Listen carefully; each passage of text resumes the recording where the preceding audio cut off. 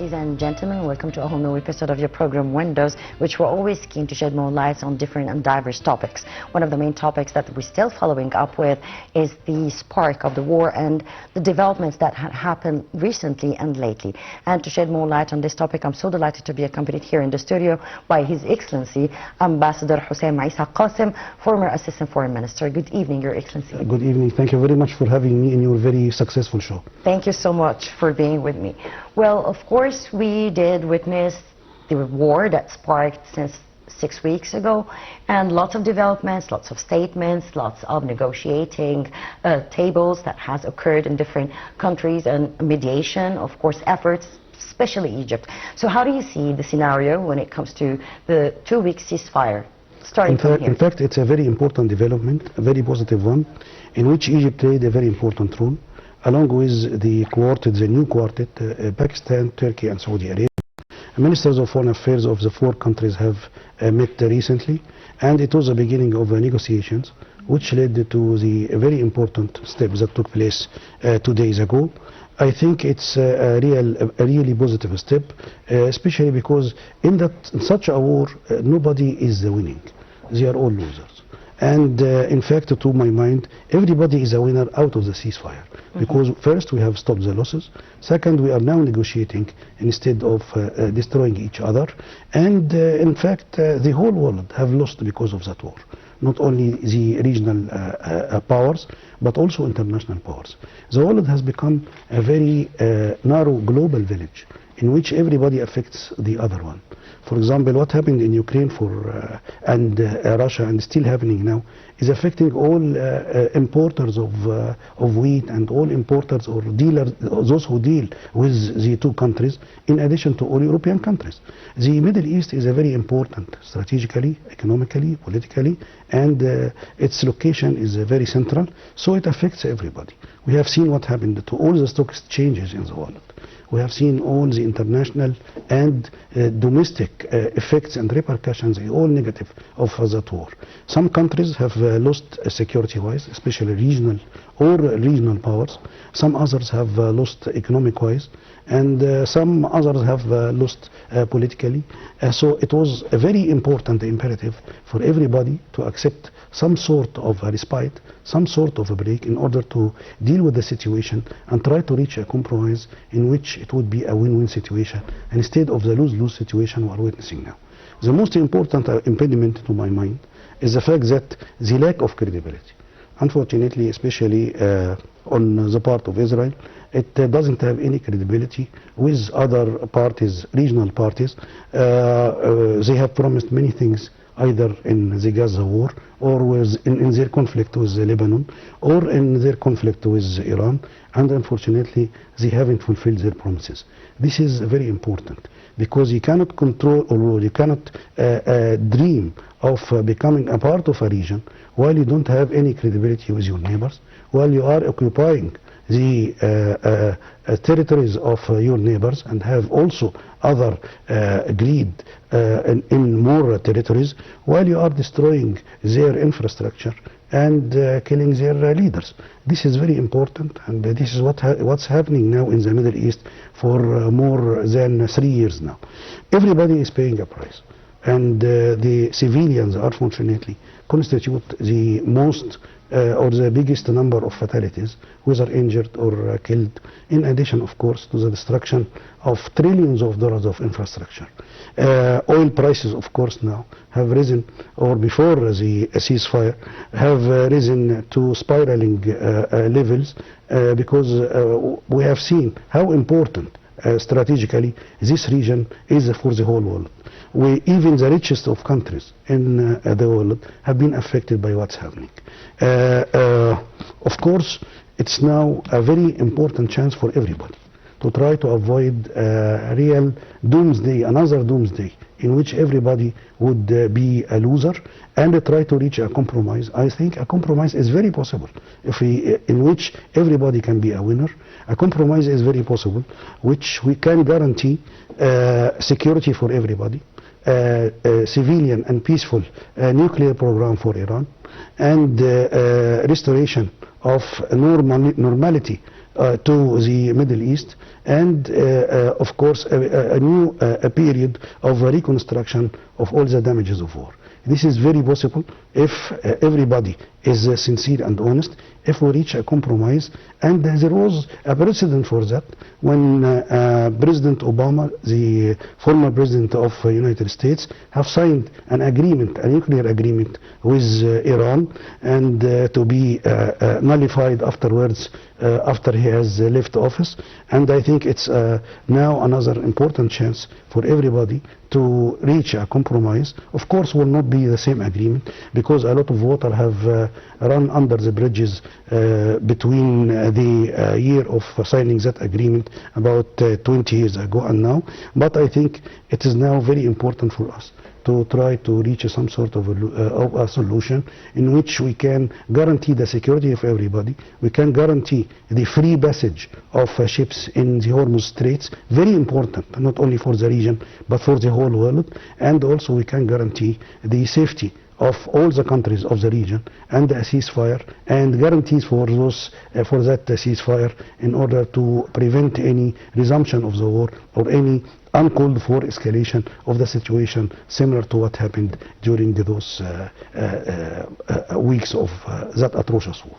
And of course, we've been witnessing a lot of depredation actions that is happening, not just in the region, in our countries too. Nothing was expected. It's I think what happened is that everything was unexpected, and afterwards, of course, as you said, Israel never commits to its word with this all mendacious statements and actions that is happening from the Israeli side. And again, they just took all the attention from the Gaza case and the second phase of the negotiations to another war, and still striking though. So I think they are away from the international law. Nothing can be controlled up till now unless U.S. pushes more or pressure more on Israel. I fully agree with you. Nothing was expected because simply of the illogical way of thinking of the leaders of Israel and those who are supporting it, because nobody can expect what an illogical way or a illogical person can fulfill, especially if he has the power and the military power.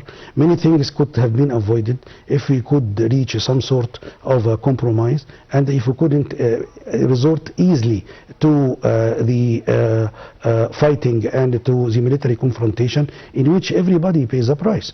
It has been clear now that it is a lose-lose situation, and I hope everybody will come to their senses. Very important to try to find some sort of a compromise in which everybody can be winning, everybody can feel security. Iran has the right to have a peaceful program, nuclear program, under certain guarantees. We are all against the destruction or the aggression against our brothers in the Gulf. It is totally uncalled for and a strategic mistake on the part of Iran. They haven't provoked Iran, and they haven't shot a single shoot against Iran, or haven't made any aggressive behavior against Iran. So that trend was not right, and strategically I think it's a mistake on the part of Iran. Egypt has denounced it very vehemently, and Egypt played a very important role in that regard in order to reach a compromise. Of course, President Sisi has been in a visit to the Gulf countries, and they feel in full contact with President Trump and all other world leaders. Our foreign minister has been today in Kuwait and Iraq, and has also visited all countries of the region, and has been in contact with all countries of the region. And this is one of the main advantages of Egypt. We have credibility, and we have connections with all parties of the conflict. We have made the best use of those connections and those relations in order to try to reach a compromise and reach a ceasefire, along with in cooperation with some very also other important effective powers in the region, Turkey, Pakistan, Saudi Arabia and us. And I think the ceasefire was a very good result, and it would be a very good beginning in which we can reach a compromise and an end of that totally uncalled for and atrocious war, in which I agree, or I confirm, nobody is becoming a winner, is emerging a winner at all. Well, of course, Your Excellency, you mentioned something very important, which is the part of Egypt when it comes to mediation. We've witnessed, of course, the peace talks that was held before in Sharm el-Sheikh, which was obvious to the whole world that Egypt is always mediating. Egypt protects its sovereignty, integrity, solidarity, not just its borders, but also around the other Arab countries, defending them and condemning their strikes back by Iran, though they weren't fully in this equation when it comes to this war. Of course, we've seen lots of steady, phlegmatic, ineffable, courageous actions that is happening from our government and also from our foreign policy, which of course Dr. Badr Abdelat is revolving the whole world either for mediation or for trade or for we are walking in different battles, let's say. So I think this even weigh Egypt more when it comes to international arenas. I think we have two objectives in that regard. First, trying to reach peace in the region, because everybody is adversely affected by the war. Egypt, although it is not a direct member of or a direct party of that war, has been affected economically. The investment, of course, we import gas and oil, in addition also to the negative effects on the Suez Canal, and in addition to the fact that the security of our brothers in the Gulf and of our neighbors of our neighboring Arab countries is an integral part of our security. So first, peace. Second, we have always been trying to establish a force in order to protect that peace. I mean an Arab force in order to protect the peace. Without that, there would be a power vacuum in which everybody will lose, especially Arab countries. Nobody is protecting the frontiers or the borders or the territories of any other country, however high you pay for them. It is up to us to protect our territories. It's up to us to protect our security. That's why Egypt, since a very long time, the defense pact of common defense pact among Arab countries and the declaration, if we all remember, the Damascus Declaration 1991, exactly after the Kuwait Liberation War, and in 2015 when we have proposed in the summit, in the Arab summit, sort of common force or a common Arab army in order to protect our territories, because nobody is going to do that for us. I think it is now high time to think objectively after the end of that crisis, to try to get the most important lessons and the most useful lessons out of it. We should try now to think of those proposals very seriously in order to use our huge measures and huge finances, huge resources, whether human, whether financial, whether technological, whether our connections with the world that can provide us with armament and weapons in order to reach some sort of a common arrangement or a common Arab force in order to help protect our countries, because nobody is going to protect us. This is very important, and those has been always the principles of Egypt in that regard. First, try to reach peace, because nobody would be winning out of any war. Second, to have a force in order to protect that peace. This is very important. Peace needs balance of powers. Peace needs armies that can protect it. And I think we have all the sources and all important finances. We are complementing each other in order to form some sort of a military arrangement or a force in order to help protect our countries in such a dangerous situation and dangerous region like the Middle East. Well, Your Excellency, of course, since we are witnessing a great geopolitical changes that is happening all over the region, that is happening in the whole world, actually. So we're speaking about, nobody, of course, wants losses. Nobody wants except for mediation and peace. And this is what our government is seeking right now. But speaking about also the disaster behind the economic situation that happened, like the Strait of Hormuz that was closed, lots of exports and imports were stopped globally. So even not just the Gulf areas that were actually excusing themselves, this is not our game, this is not our war, but also on the other hand, the European world or the international community got, of course, a severe damage when it comes to their economy. Not only Europe, but also Asia. All the important economic powers in Asia now are having very big problems because they depended on the Gulf in particular for their sources of, a source of their power and as a source of their petrol and gas. Japan, South Korea, China and all other Asian countries, in addition to European countries, are suffering because of that. The world now is too narrow. in order to be able to avoid any war, however remote it may be. This is a lesson we have learned before from Ukraine, from the Gaza war, and from other wars in different regions. Because we are all interconnected and we depend on each other. So nobody is immune. That should be taken into consideration. And it should have been taken into consideration also by those parties who started that war. They should have predicted all the tragic economic as well as strategic consequences of that war. They could have predicted the closure of Straits of Hormuz and all its bad effect, not only on the region but on the whole world as well. That should have been taken into consideration by those leaders. Unfortunately, that didn't happen. But we should now learn from the mistake, and we should now try to reach a compromise in which everybody would be a winner.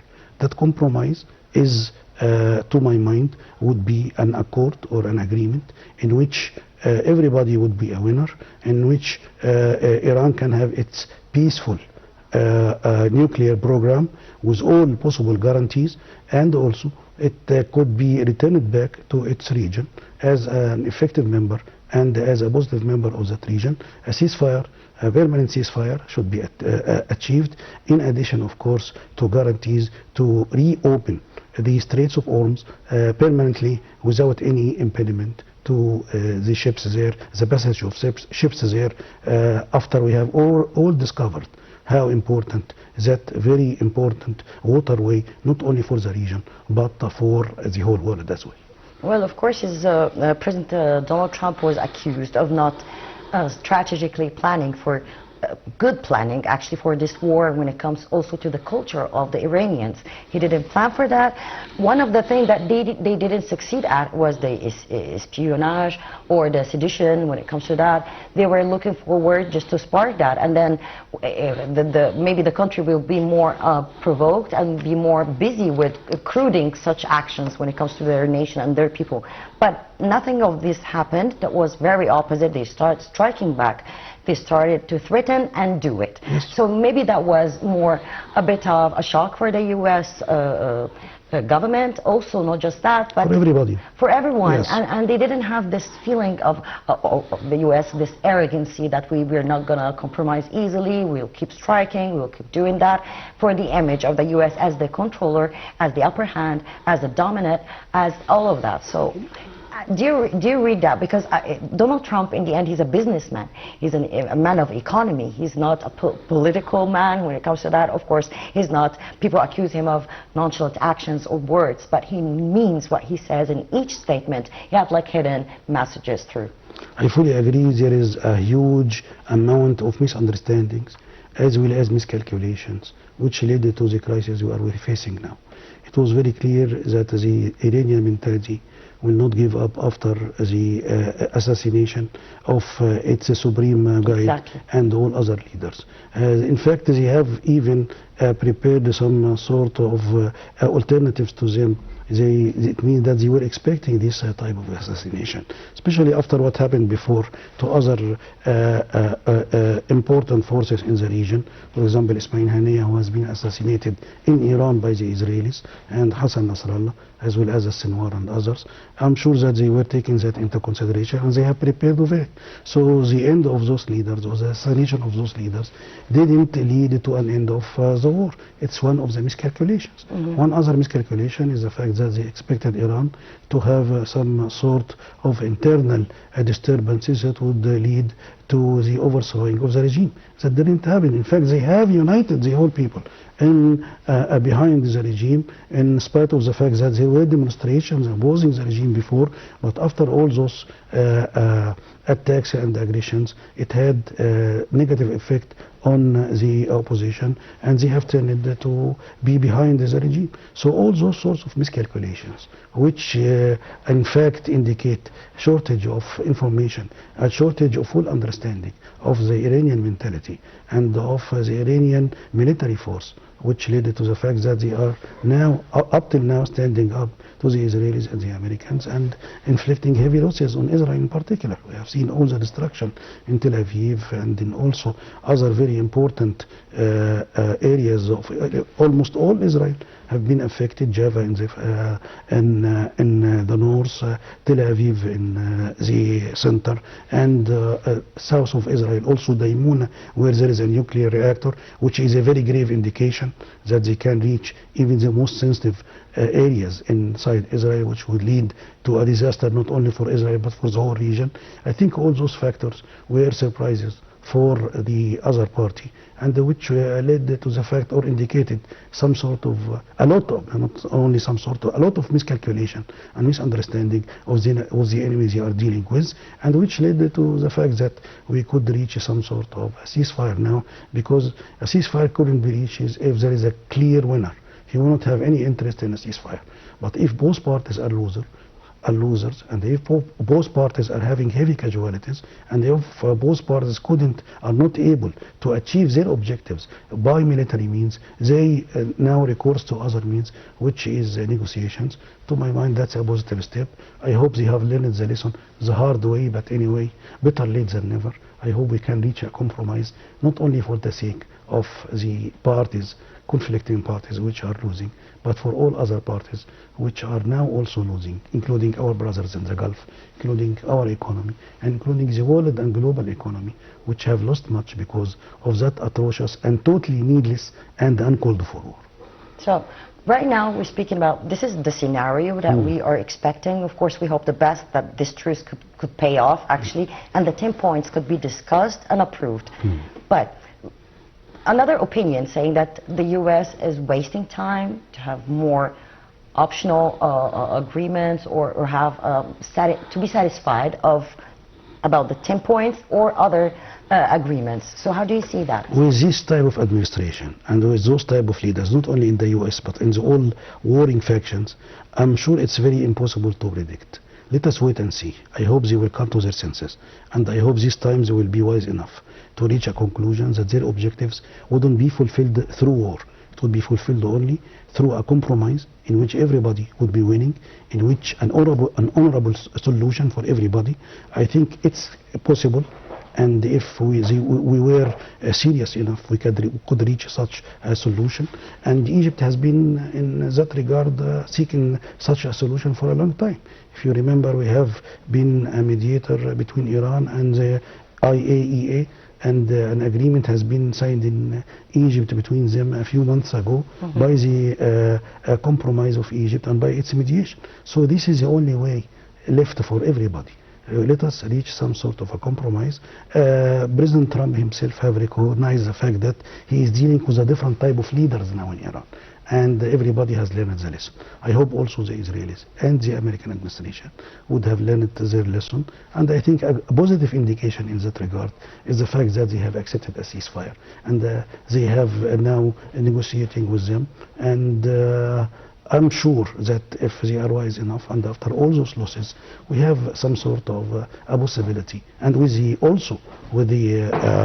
efforts of Egypt and Pakistan and Turkey and all other countries who are really seeking such a peaceful solution, we may have a chance. Nothing is sure, but at least we have a glimmer of hope at the end of the tunnel now. Well, for sure, because we trust our foreign diplomacy 100%. Yes. Right now, we are walking a very steady steps when it comes to the Ministry of Foreign Affairs.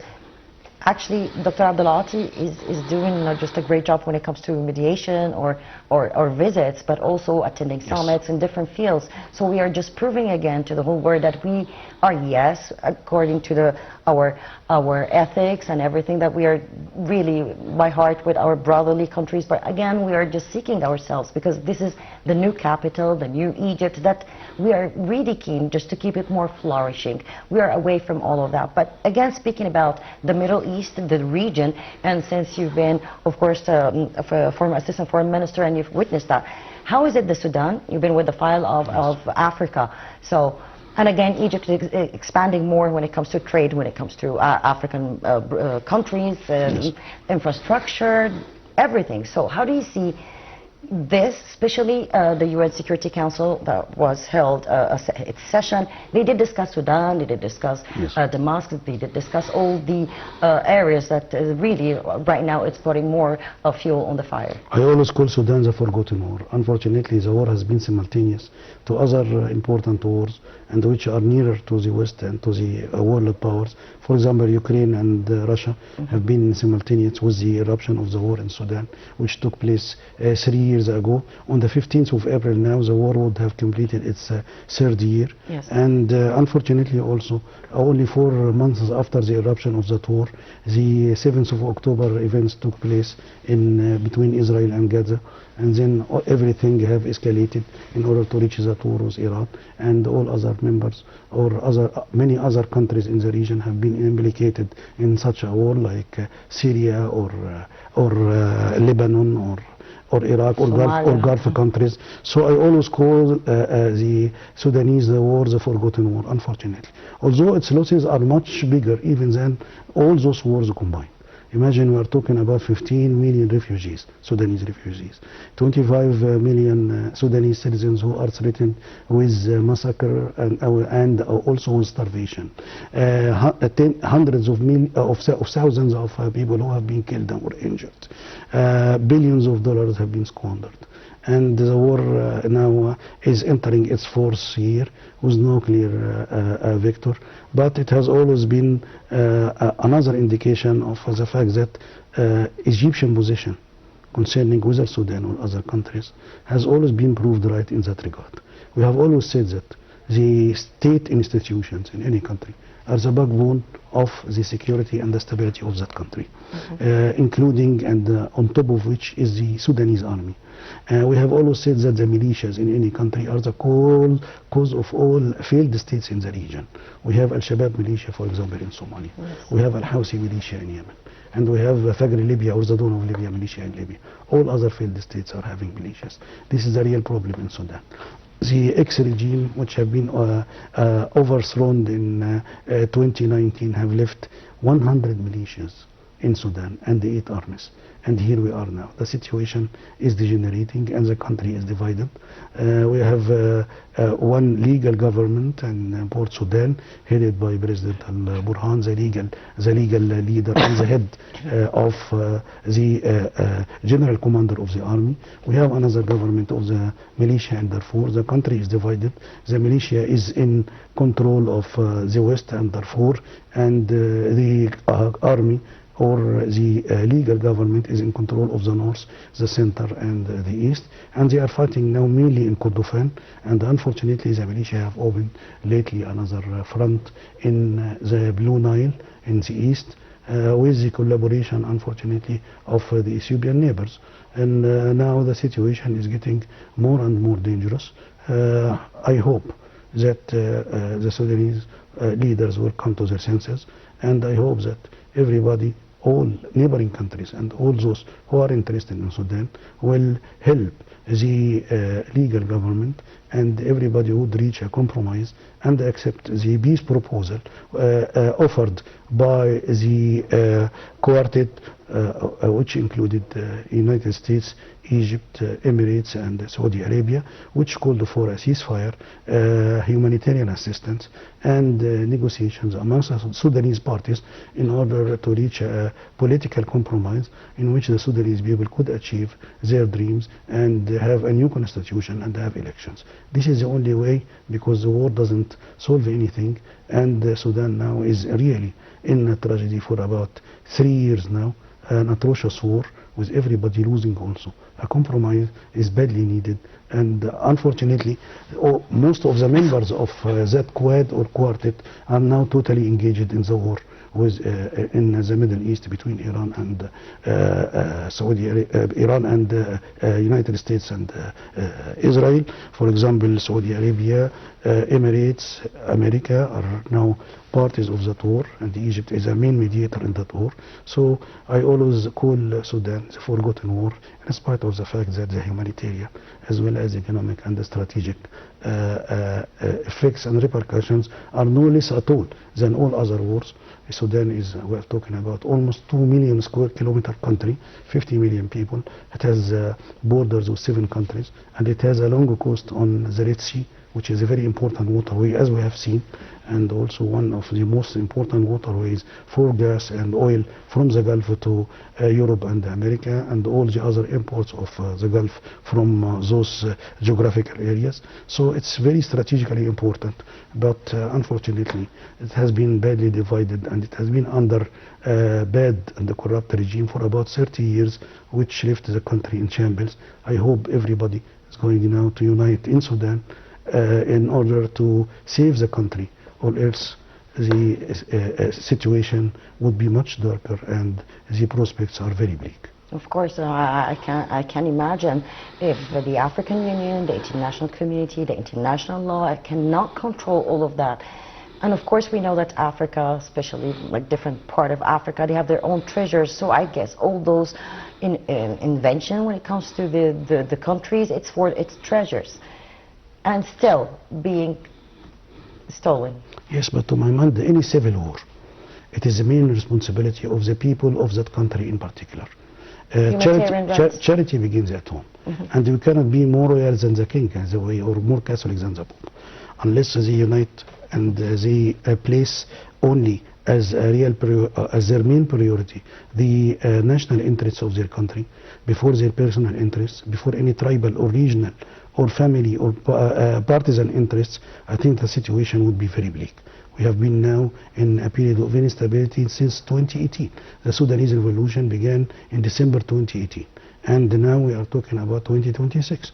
So 8 years of real instability, which ended by 3 years of an atrocious war, and which has followed 30 years of failure of the Brotherhood regime headed by al-Bashir, which left the country in shambles. The economy was in a very bad state. Infrastructure was totally destroyed. Sudan at that time was on the list of the countries sponsoring terrorism. The inflation rate, for example, was 271%, second highest in the world after Venezuela, for example. And the Sudan leaders were considered criminals by the International Court of Justice or International Criminal Court because of the atrocities they have committed in Darfur. And as I told you before, they have left the country with 8 armies and 100 militias, more than 100 militias, 104 militias. So, and they have also divided the country into north and south. The south have seceded from the north in 2011, becoming an independent country. And in that south, it is the rich and the oil-rich regions of Sudan were in the south. So that led to an economic crisis, that led to the revolution, because the people couldn't find the essentials in 2018. So now we are having 8 years of total destruction. And the country was in shambles even before those 8 years. It is now or never now for the Sudanese people to come together and to save their country and to achieve the ambitions of their courageous people, which led to the revolution against the corrupt regime. But unfortunately, what ensued was not what they have hoped for. Sudan needs and deserves, the Sudanese people deserves a better future than that, especially given the very vast resources Sudan have. Yes. Sudan has millions and millions of fertile land, a lot of water resources, a lot of animal wells, a lot of mineral resources, gold in particular, a lot of fisheries, and a lot of tourist potential. We are having some sort of one of the richest countries of the world potentially, and one of the poorest people of the world, because of the bad management. This is a real problem here. This type of contradiction is because of the bad management that has been in Sudan for 30 years of Brotherhood regime, followed by 8 years of instability and 3 years of an atrocious war which destroyed almost everything: infrastructure, bridges, electric and power stations, and all other important infrastructure for Sudan, and left the Sudanese either killed or injured, or insecure, or refugees, or displaced. This is not what the Sudanese deserve, and I hope that they will come to their senses. I hope also the world attention will be given back to Sudan after it has been distracted by all the wars that took place either in the Middle East or Europe during the last 3 or 4 years. Well, Your Excellency, one last thing. In this world of atrocities, actions, and lots of distraction. How can we balance human rights and calling for more on the table, like real actions when it comes to human rights, the charter, human charter, paragraph 8 and 4. So how can we do that? Because again, yes, of course, there's the eyes of the world should go to look real, like Dilip into Sudan, actually, because of the treasures, because of this distraction. 30 years is too much. I bet lots of losses when it comes to humans, lots of humanitarian attacks. So how can we do that? Because the whole world now is again pouring more fuel on fire. By applying international law. Law, in whether international law or local law, is the main limit or the main frontier between freedom and stability. By applying international law instead of recoursing to religious or tribal or opportunistic or partisan interests at the expense of justice and at the expense of international law and at the expense of the national interests of the country. This is very important and should be taken into consideration by all countries, and on top of which the superpowers. We cannot ask smaller countries to apply or to pursue international law where there are superpowers which are talking about the need to capture this country or you make it another state of that superpower or some other countries. So by applying international law and by applying local law and by placing national interests on top of the priorities of each politician and of each individual and of each, and by also preserving state institutions and by preserving the United Nations as a very important organization which would be the fulfiller of that international law. That would be very important in our new world in which many countries can destroy the world several times. The only way in order to prevent that is the fact that we should apply international law, UN resolutions, not to resort to religious explanations or tribal interests or opportunistic interests. This is very important, and I am not exaggerating here or paying any compliments when I see that we have done that in Egypt now. We are trying, in spite of all the problems around us, we are trying to build our country, build our infrastructure, apply our law, try to make social justice, and try also to be a positive power, whether on regional international level, in order to help end all those atrocious wars in which everybody is a loser, and reach and try to make the optimum use of all the resources and reach compromises and avoid all those strategies that are befalling the world in this very atrocious decade in which we are witnessing now. Well, Your Excellency, we hope for the best. We need to get out of this loop again, of the war loop, actually, the gray zone, the yellow zone, and the red zone. It's a vicious circle. It's a vicious circle. Exactly. A vicious circle. Well, Your Excellency, I'm sorry we came to the end of this episode. Your Excellency, that was very fruitful. I would like to thank you so much for your informative interview. Ladies and gentlemen, that was His Excellency Hossam Eissa Qasem, former Assistant Foreign Minister. Hope you did enjoy it as we did, and it was so informative for you. Best regards from me, Shuruf Baki.